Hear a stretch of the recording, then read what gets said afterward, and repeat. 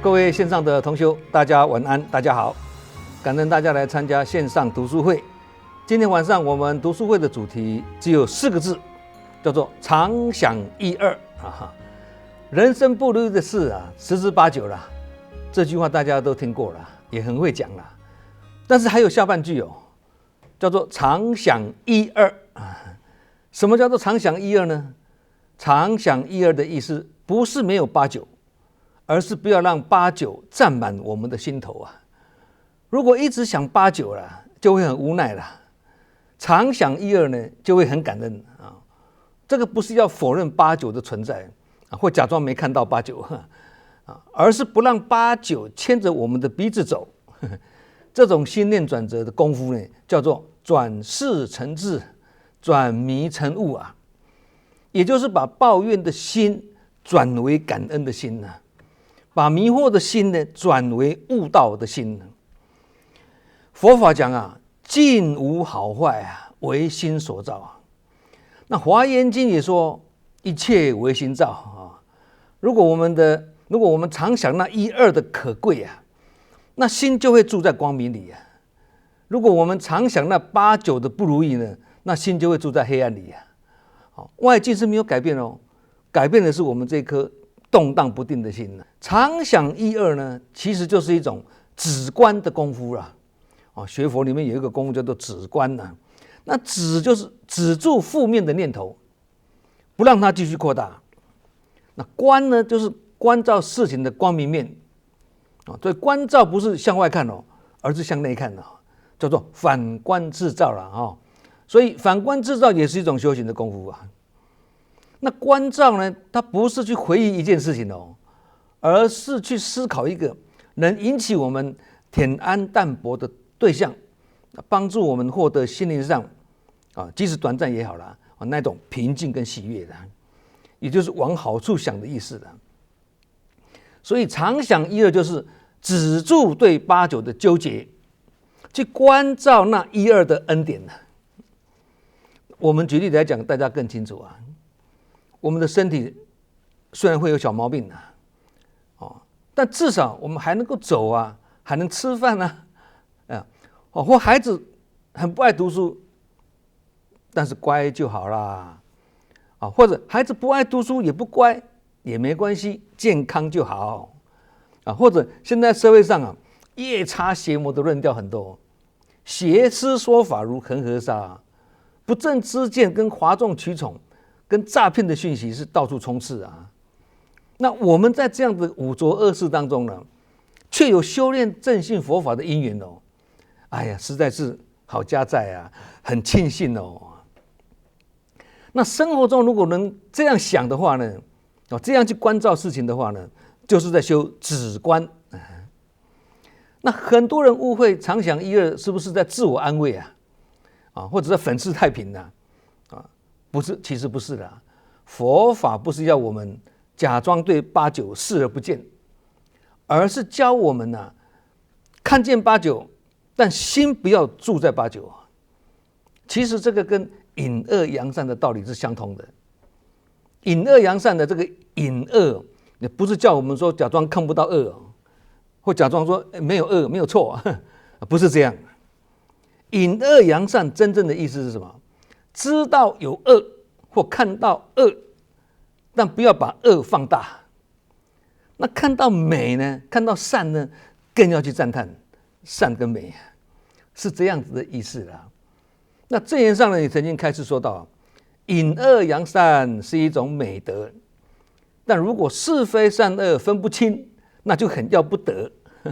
隐恶隐过头了，扬善扬过头了，造成什么？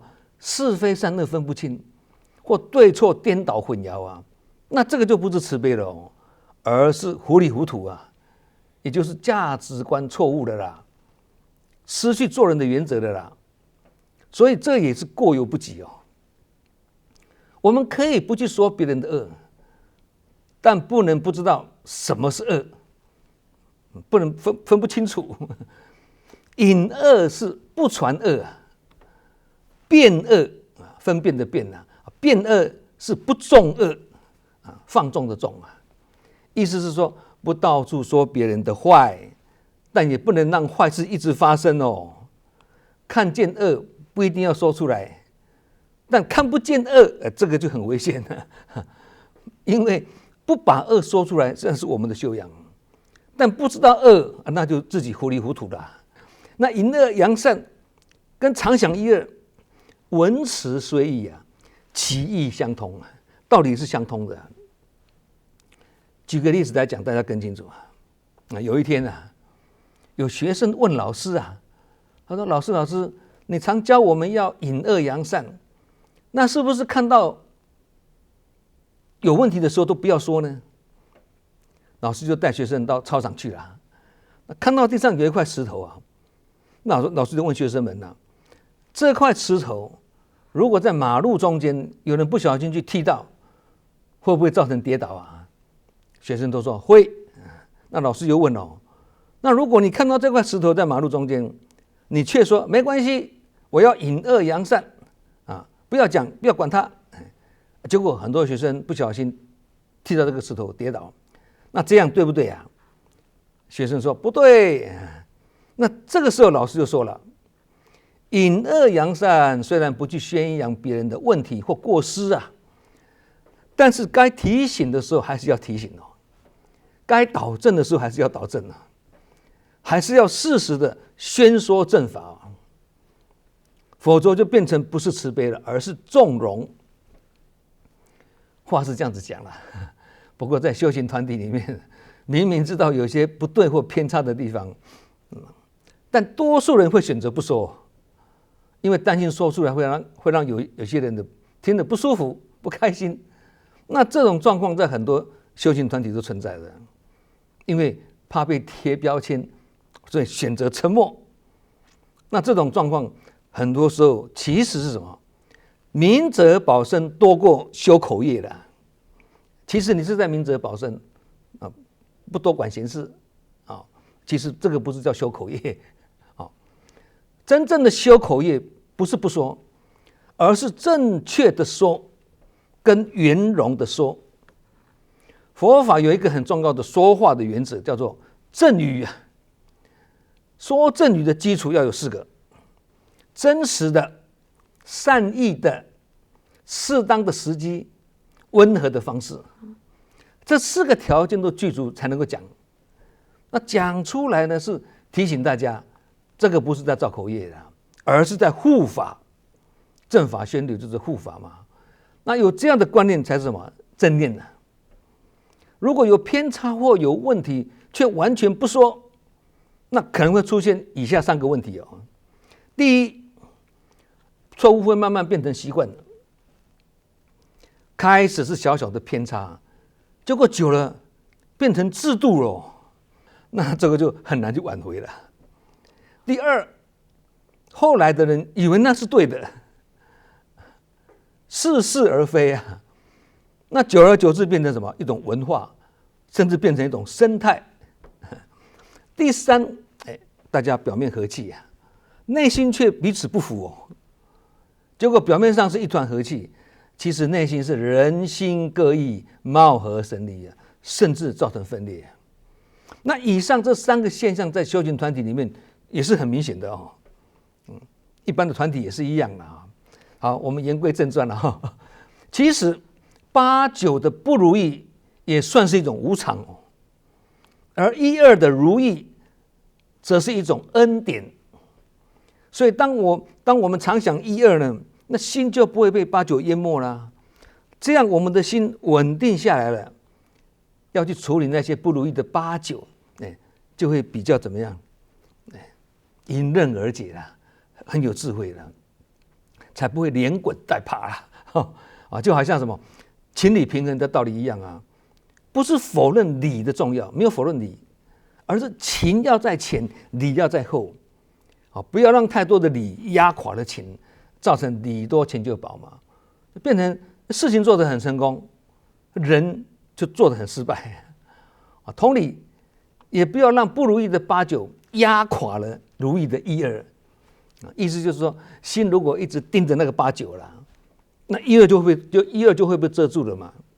所以真正的智慧不是消灭那8、9，也不是否认八九，而是不让八九占满我们的心头了。其实这个道理就好像什么，不必去压制敌人，你只要壮大自己就好啊，不是压制念头，而是要念起不随，生而无助啊。念头起来了，不要执着在那里。其实这个道理也就是不怕念起，只怕觉迟的意思了啊。这些道理都是相通的了啊。心如果专看不如意啊，那世界就是个无边的苦海哦。所以凡事要从好处去想啊，前脚走，后脚放，该提就提，该放就放，千万不要只要我喜欢有什么不可以，而是要只要还可以有什么不喜欢呢？也就是降低别人的标准啊，提高自己的水准啊，这样就是凡事往好处想啊，这样人生的路才会越走越宽广啊，越有希望啊。其实福祸的道理也是一样啊，福祸是相连的啊，有时候甚至是因祸得福哦。台湾话讲的怕等秋骨等多用啊，就是这个意思啊。有一位学生呢问苏格拉底啊，他说：“老师，我要结婚了，你有什么话可以祝福我吗？”那苏格拉底就说了：“恭喜你呀，如果你娶到的是贤惠的太太，那你会过得幸福快乐的日子啊。如果你娶到不好的太太，那你会跟我一样哦，成为哲学家。”那另外一位学生也同样也问苏格拉底：“老师，我要离婚了。刚刚前面那个叫结婚，这个离婚了。老师，我要离婚了，你可以给我什么建议吗？”那苏格拉底就说了：“如果你从前的婚姻有过幸福美满的日子，那么你已留下美好的回忆啊，这个我恭喜你。如果你的婚姻非常的不幸福，那你离婚了，我也要恭喜你啊，因为从此你自由了。所以从表面上看呢，结婚是得到陪伴跟温暖，离婚是失去关系跟依靠。但如果从成长的角度来看呢，幸福的婚姻会让人学习到珍惜跟付出啦，互相报恩啦，对不对？那不顺的婚姻会让人学习到反省跟成熟。就像刚刚苏格拉底讲的那句玩笑话啊，娶到好太太那是幸福，娶到不好的太太你会成为哲学家，你心智会成长。那苏格拉底这个笑话其实跟常想一二的道理是相同的。婚姻顺利是那一二的恩典呐，婚姻有波折也可能是另一种一二的学习机会哦，难得的机会啊。所以结婚不是保证幸福，离婚也不一定注定失败。佛法讲逆增上缘呐，跟一切都是好姻缘的，就是这个意思嘛。所以我们才说感恩逆境嘛。那这个告诉我们一个道理啊，如果只看到失败，那就是八九，只看到八九。如果能从中醒悟，找到迈向成功的诀窍，那就是一二啦。因此要八九还是一二，也是要存乎一心呐。人生的得跟失都蕴藏着正反两面的意义。如果用修行的角度来看呢，得是在考验你会不会感恩呢，失是考验你会不会放下。顺境修福啊，逆境修慧啊，就是这个意思啊。所以婚姻不是决定你幸不幸福，而是决定你会成为什么样的人呢？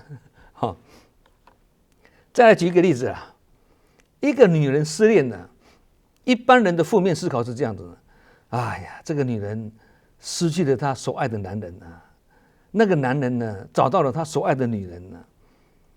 那用逆转的方式把这句话转为正面思考，变成什么？哎呀，这个女人失去的只是一个不爱她的男人而已啊，那个男人失去的却是一个深爱他的女人啊。这样的转念也是一种常想一二哦。那这个不是在自欺欺人呢，而是重新诠释价值的定位啊，这个就是新的主导权呢拿回来了。那负面的思考会把主导权交出去啊，变成心随境转嘛，变成什么啊？他离开我了啦，哎呀，我被否定了啦，我比较差啦等等。那这样就很糟糕了。相反的，把它逆向，把它逆转思考啊，变成这个女人失去的只是一个不属于她的缘呐，而那个男人失去的是曾经真心的自己。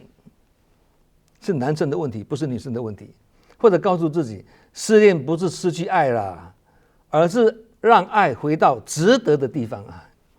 那心念能够这样子转呢，也是常想一二嘛。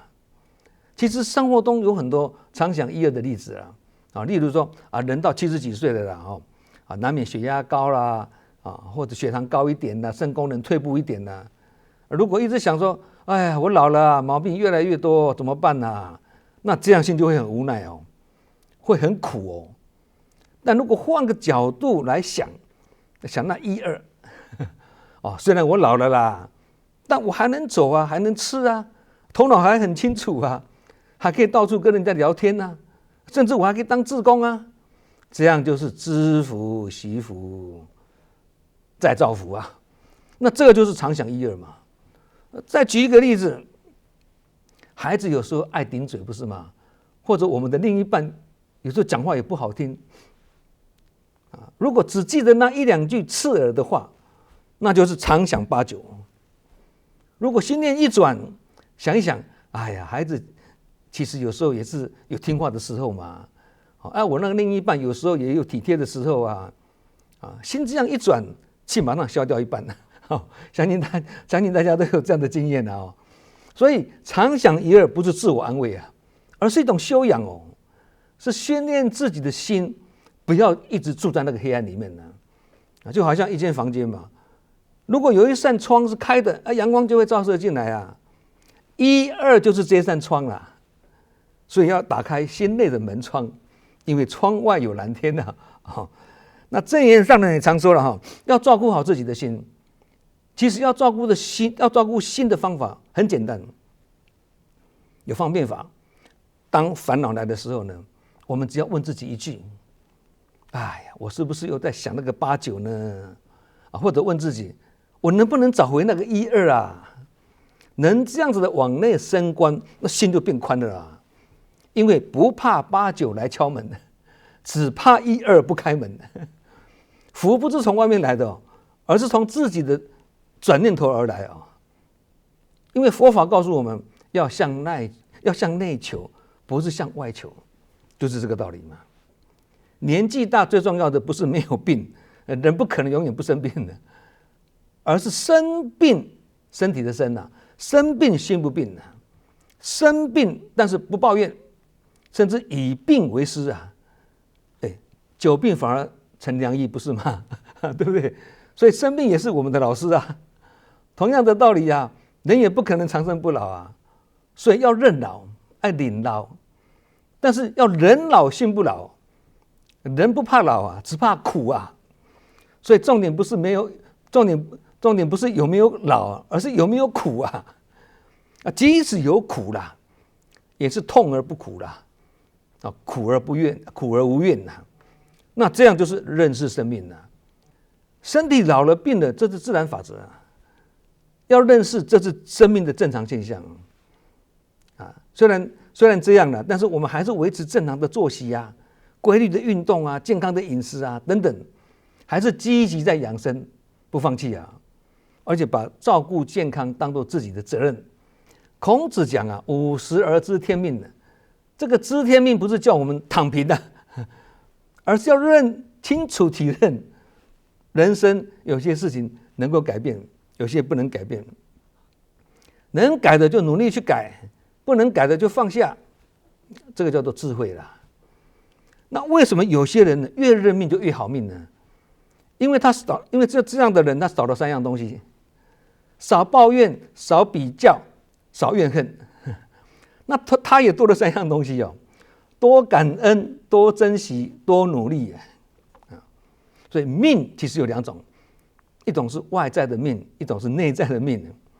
外在的命是指自己的出身、生长的环境跟人生的际遇等等那内在的命是指什么？我们的心境格局修养情绪等等那外在的命不一定能够自己挑选的就好像我们无法挑选父母一样嘛，对不对？